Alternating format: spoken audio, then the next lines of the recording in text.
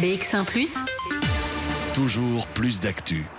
On va vous proposer une rencontre un petit peu angoissante, un petit peu glaçante maintenant avec l'invité culture. Bonjour Marc Deroy. Bonjour Fabrice. Vous êtes à l'affiche au Riche-Clair d'un spectacle qui s'appelle Une vie d'infortune.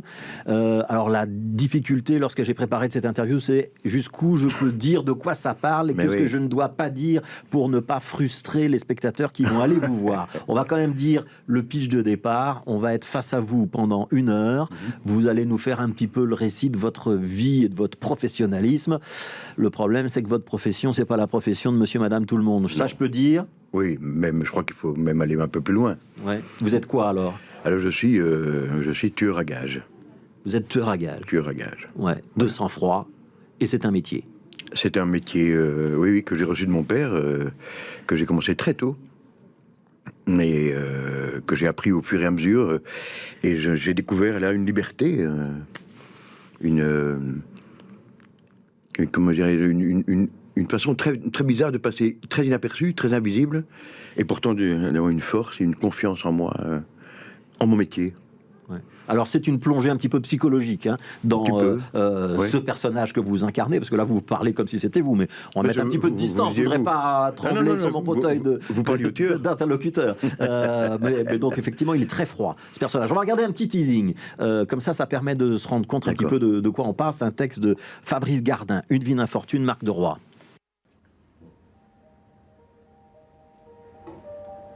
Ça doit être beau d'avoir un nom à soi, un nom à donner. Des identités, j'en ai plein. Je peux sortir n'importe quel patronyme de mon panier et vous le jeter aux oreilles, mais c'est pas mon nom. Mon vrai nom. Parfois je ne m'en rappelle pas. Je me souviens de tous les autres, mais pas du vrai, de l'unique. Celui-là, personne ne le connaît. Peut-être même pas moi.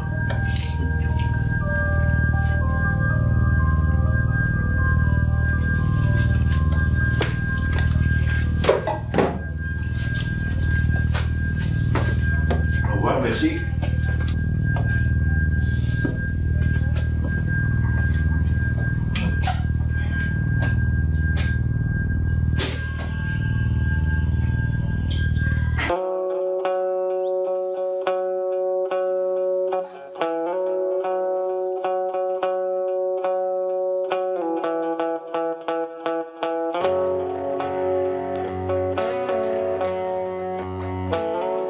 Voilà, Une vie d'infortune, texte de Fabrice Gardin, joué par Marc Deroy. D'abord sur ce texte, c'est un beau texte, beau cadeau de Fabrice Gardin, beau cadeau pour un acteur, parce que c'est quasiment un monologue, donc quasiment un seul en scène. Il y a juste une petite interaction avec un pianiste qui est sur scène, on va y revenir. Dans un registre qui n'est pas celui de Fabrice Gardin, parce que l'image de Fabrice Gardin, elle est quand même très associée au Théâtre du Parc. Là, c'est vrai, au Théâtre des Galeries, pardon. Et donc là, on n'est pas du tout dans le théâtre de vaudeville, on n'est pas du tout dans les portes qui claquent, on est dans quelque chose de très introspectif et de très noir. C'est du roman noir. Oui, c'est ça. Je crois que c'est vraiment ce qu'il voulait faire. Une introspection, c'est exactement le mot. Plonger dans un humain hors du commun et comprendre pourquoi, d'où il vient, comment ça naît, où ça naît, comment ça sort, comment on vit avec ça. Et c'est très intéressant parce que c'est encore une fois c'est la même chose. Et on part du particulier pour arriver au large, enfin, à l'universel. Alors, on a vu un petit teaser qui est un peu mis en scène dans un café. Là, sur scène, ça se passe pas comme ça. On est dans un décor très épuré, noir et blanc. Il y a une petite estrade rouge au milieu. Au début, on se demande dans quoi on est tombé, parce que en fait, on ne sait pas qui on rencontre. Et vous nous prenez un parti. Tiens, vous êtes là. Je vais vous parler. Et puis, on va pas comprendre tout de suite à qui on a affaire. Il y a une montée, une espèce de suspense et une espèce de tension comme ça.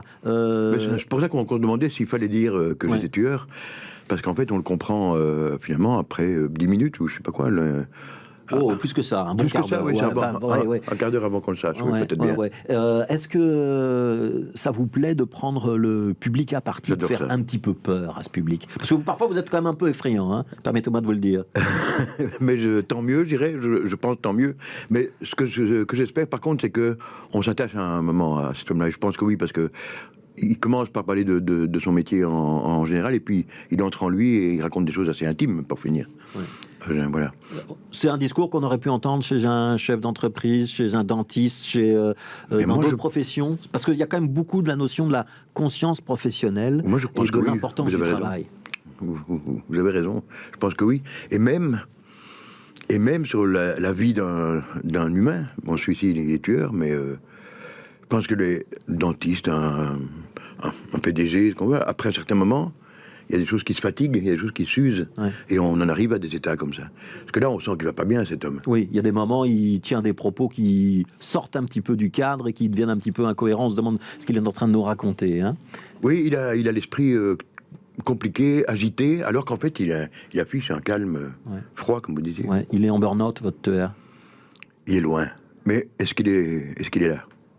Ça, c'est une question qu'on va pas vraiment pas résoudre. Non, ça, on peut pas. On va pas résoudre parce que c'est la clé est dans la scène finale et on va pas la donner. Mais il va pas bien. Non, il a une vie difficile. On peut dire ça aussi quand même. Oui, il a ce qu'on peut dire, il n'a pas eu de mère. Son père qui lui a appris le métier était rarement là. Il était souvent seul. Il s'est fait avec ce qu'il pouvait. Donc on est tueur de père en fils, tueur à gage en tout cas. Mais il aime le travail bien fait, il râle un petit peu contre les mafieux ou contre les crimes passionnels qui... il aime le travail propre. Ouais. Ça c'est pas du travail propre quand les autres le font. Non, il faut pas de sang, il faut pas d'odeur, il faut pas de vagues. Et on fait son coup, c'est net, c'est rapide, et on s'en va. Et c'est fini. C'est comme ça que ça doit être fait. Ouais. Faut pas en faire trop, parce que sinon on a l'esprit un petit peu occupé. Parce qu'il y a comme ça aussi qui est décrit, c'est que c'est un métier de précision, de concentration, de préparation. Il n'y a rien au hasard dans la démarche. Non, et alors moi ce qui me fait rire dans ce texte-là, c'est qu'il donne raison au mensonge, par exemple. J'ai tout un chapitre sur le mensonge pour en dire tout le bien. Tout ce que ça contient de difficile à utiliser, le mensonge. En effet, précis. Pour que le mensonge soit efficace, il y a des règles. Parce qu'il ment tout le temps. Il ment sur son métier, sa façon d'être. Même sur son nom. Sur son nom. Oui. Mais est-ce que son vrai nom, est-ce qu'il le connaît encore et il change de nom tout le temps. Ouais. Alors, un petit mot quand même sur votre partenaire de jeu. Laurent Ancion. Il y a Laurent Ancion qui est au piano. Ouais. Vous le prenez à partie par moment, mais c'est pas sa fonction principale. Donc, il y a un tout petit peu de ping-pong avec lui. Sa fonction principale, c'est par contre de donner de la couleur et de marquer des ruptures dans le texte. Oui, c'est ça. C'est quand même un jeu à deux. Pour un monologue, j'ai de la chance. C'est un jeu à deux, mais je vous interromps. Non. Et donc, ça permet quand même de structurer un petit peu le texte et de passer d'une ambiance à l'autre. Parce que c'est un monologue, mais il y a malgré tout des ruptures, des plongées, des digressions. Oui, c'est-à-dire que, donc en fait, historiquement, on a créé ce spectacle en 2008, j'étais seul, mais avec les musiques de Laurent déjà, enregistrées. Ouais. Et puis il est arrivé, c'était une idée de Fabrice, et qui en effet, je crois moi, apporte un rythme qui avait peut-être moins à la création. Il y a un rythme, c'est pas un dialogue, mais enfin quand même. On est quand même deux et on construit ensemble. Ouais. Comme vous prenez la salle, la partie à plusieurs reprises en ciblant des spectateurs, et vous êtes là, et pourquoi vous êtes là, et vous, qu'est-ce que vous pensez de ça? Il y a des gens qui vous répondent parfois. Oui. Bon, hier c'était la première, on a pu jouer depuis 3 ans avec le confinement, etc. Mais oui, il y a des gens qui répondent et je l'espère toujours. C'est pour ça que parfois je laisse des temps... le temps que ça arrive aux gens qui me répondent, j'aime bien ça. Donc il y a des petits moments, pas d'improvisation, mais des moments où on s'attend à quelque chose, oui. Et si on vous répond, vous allez devoir nous répondre, ou vous allez partir sur autre chose, ou vous resterez dans le texte? Non, je resterai dans le texte, mais je répondrai, je ne laisse pas quelqu'un sans... Ouais. Il y a quelque chose de terrible dans la vie de ce personnage, Marc de Roy, c'est quand même la solitude. Et ça revient très souvent, c'est presque même le cœur du débat. C'est à quel point son travail l'a coupé du reste de l'humanité. Et que finalement, c'est impossible à vivre sa position.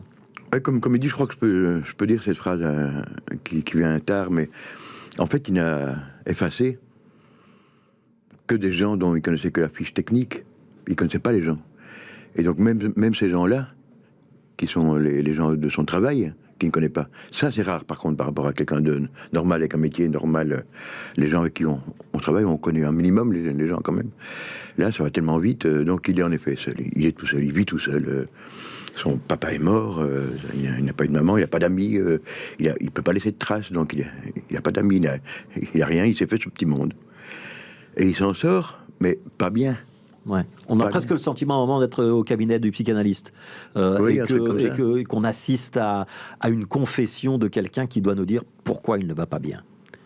Pourquoi à la fois il est très fier de ce qu'il est et de ce qu'il a fait, et en même temps pourquoi sa position est infernale à tenir. Et infernale, c'est le bon mot. Et est-ce qu'il a expliqué plusieurs fois? Enfin, est-ce que voilà, il y a plein de questions qu'on se pose en sortant aussi, mais en effet, il faut pas trop dire, mais on sent bien qu'il est au bout de quelque chose quand même. Ouais. Voilà, ça pose plein de questions, ça remue plein d'émotions.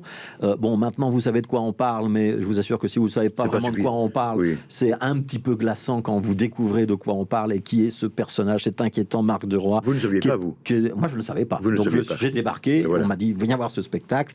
C'est un monologue. Et puis, je me suis retrouvé donc, en face de quelqu'un qui me faisait un petit peu peur. Hein. Je dois vous dire, vous faites quand même un petit peu peur. Marc de Roy. Donc, ça s'appelle Une vie d'infortune.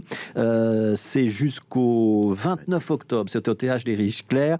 C'est la petite salle. Donc, il n'y a pas toujours beaucoup de place. Il faut peut-être s'y prendre un petit peu à l'avance. Oui, il faut réserver, Voilà. Riches-Clairs, donc, pour toutes les informations. Et puis Marc de Roy et Fabrice Gardin au texte. Peut-être dire aussi que dès demain, on est le 15, et le 15, on passe au Covid Safety Ticket. Voilà, donc Covid Safety Ticket pour ceux qui veulent aller au Riche-Clair. Dernière question, Marc de Roy, ce sera quoi la prochaine pièce après celle-là? Vous travaillez sur quelque chose déjà ou pas encore? Alors, après ça, oui, je serai au Jardin de ma sœur, un autre petit lieu, pour faire une pièce qui s'appelle Les Miettes de Louis Calaferte, mise en scène par Pascal Racan avec Delphine Charlier. Voilà, donc début novembre. Autre projet. Pour l'instant, c'est donc Une vie d'infortune. C'est au Riche-Clair. C'est un texte de Fabrice Gardin avec Laurencio au piano et Marc de Roy qui vous tient en haleine pendant à peu près 1 heure. C'est un spectacle relativement court et qui est rythmé. Voilà, c'est un bon spectacle. Merci beaucoup. Je vous remercie beaucoup. Merci Marc de Roy d'être passé dans ce studio. On va tourner une petite page de pub et on ira dans un autre théâtre pour vous parler d'une autre mise en scène.